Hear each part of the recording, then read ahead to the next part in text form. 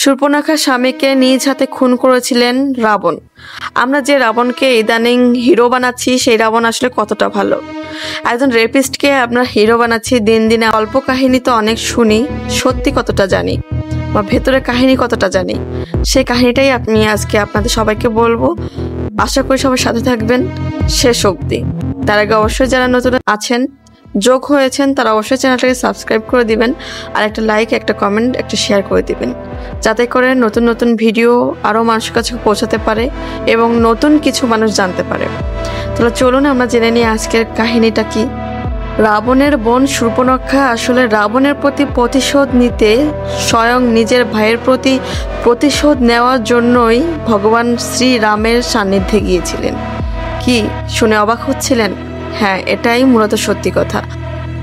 রাবণের বোন শূর্পণখা, আমরা জানি যে রাবণের কাছে এসেছিল, কান্নাকাটি করেছিল, দাদা দাদা দাদা আমার নাক কেটে দিয়েছে ভগবান শ্রীরাম। সেজন্য তিনি রামের প্রতি একটা আক্রোশমূলকভাবেই মাতা সীতাকে হনন করেছিলেন। এটা আমরা সবাই ছোটবেলা থেকে এই কাহিনীটা জেনে আসছি। আসলে এর পেছনে অনেকগুলো কারণ রয়েছে। শূর্পণখার স্বামীকে নিজ হাতে খুন করেছিলেন রাবণ। আমরা যে রাবণকে ইদানিং হিরো বানাচ্ছি, সেই রাবণ আসলে কতটা ভালো।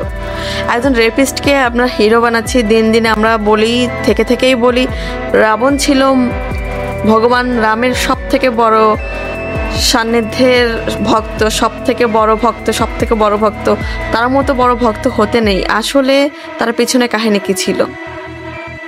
কেন আমরা দিন দিন একজন রেপিস্টকে, একজন ভয়াবহ খুনিকে, একজন এত বড় অমানবিক মানুষকে কি করে আমরা দিন দিন মানুষের চিন্তা ধারণা কোথায় যাচ্ছে যে একজন এই ধরনের ব্যক্তিকে আমরা হিরো বানাতে চলেছি?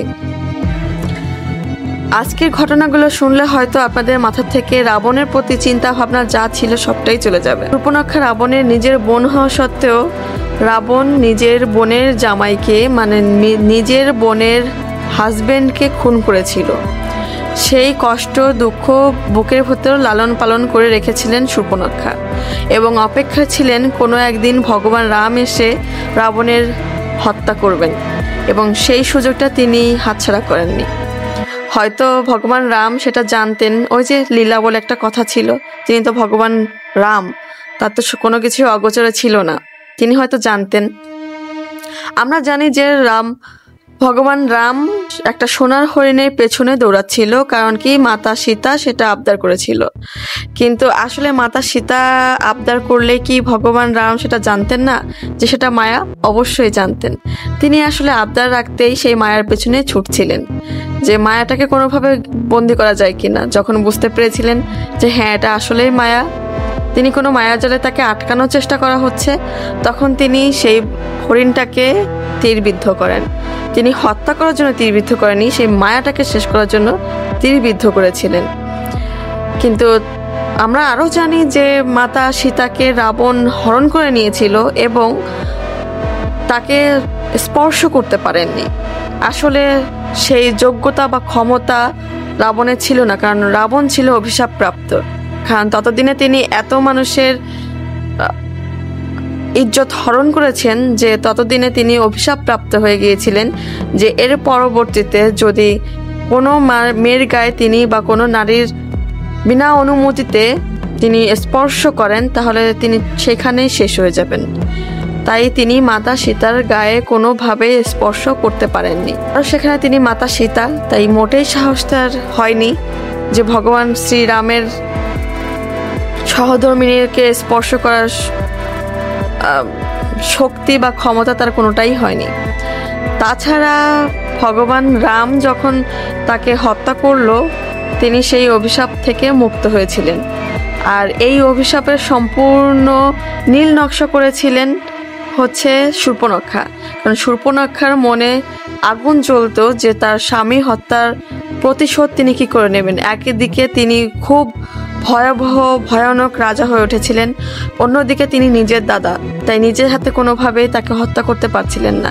তাই সান্নিধ্য নিয়েছিলেন ভগবান শ্রীরামের, এবং সেখানে গিয়ে তিনি প্রেম নিবেদন করেননি, তিনি অনুনয় বিনয় করেছিলেন। তিনি ভগবান শ্রীরামের কাছে আকুতি জানিয়ে এই যুদ্ধ শুরু করেছিলেন এবং রাবণ মাতা সীতাকে শুধুমাত্র হরণ করেছিলেন কারণ মাতা সীতা ছিলেন খুবই তেজস্বী একজন রাজরানী। তাকে পেলে যে কোনো রাজ্য ফুলে ফেপে উঠবে সূর্যের আলোর মতো তেজস্বী আলোতে। তাই একমাত্র সেই কারণেই লোভের বশে মাতা সীতাকে তিনি হরণ করেছিলেন। কোনো ভালো কাজের জন্য তিনি মাতা সীতাকে হরণ করেননি। তিনি সম্পূর্ণভাবে নিজের কুকর্মের জন্যই মাতা সীতাকে হরণ করেছিলেন, কিন্তু ততদিনে তিনি বুঝতে পেরেছিলেন মাতা সীতাকে হরণ করা তার জীবনের সবথেকে বড় পাপ ছিল এবং তিনি জীবনে যদি কোনো ভুল করে থাকেন তাহলে এই ফাঁদে পা রেখেই তিনি ভুল করেছিলেন, যার জন্য তার সাম্রাজ্য এবং তার অহংকার সবকিছুই ভূপতিত হয়েছিল। আসলে এটা সম্পূর্ণ লীলা ছিল, ভগবান রামের লীলা ছিল, যার কারণে তিনি এইভাবেই তার মৃত্যুটা হয়েছিল। কিন্তু আমরা যে থেকে যে একজন ভয়ানক মানুষকে হিরো সাজানোর চেষ্টা করি, একজন ভয়ানক মানুষকে নায়ক বানানোর চেষ্টা করি যে তিনি ছিলেন ভগবান রামের সবথেকে বড় সাধক, আসলে এটাও সম্পূর্ণ ভুল। তিনি ছিলেন আত্মঅহমিকা, অহংকারপূর্ণ এবং সবথেকে জঘন্যতম একজন মানুষের মধ্যে। না হলে ভগবান শ্রীরাম কখনোই তাকে হত্যা করতেন না এবং অনেক কল্পকাহিনীর মধ্যে এইসব কাহিনী আসলে ঢাকা পড়ে যায়।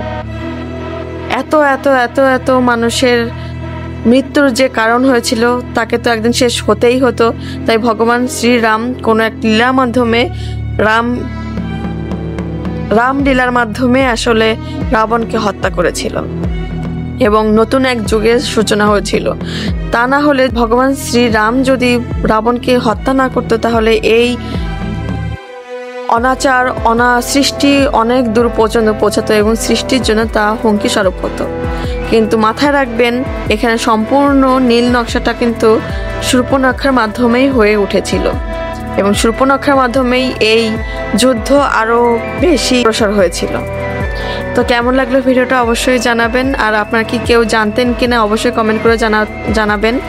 আর যদি নতুন হয়ে থাকেন তাহলে চ্যানেলটাকে সাবস্ক্রাইব করবেন আর অবশ্যই চ্যানেলে লাইক কমেন্ট শেয়ার করে দিবেন। ধন্যবাদ। আসছি নতুন কোনো ভিডিও নিয়ে।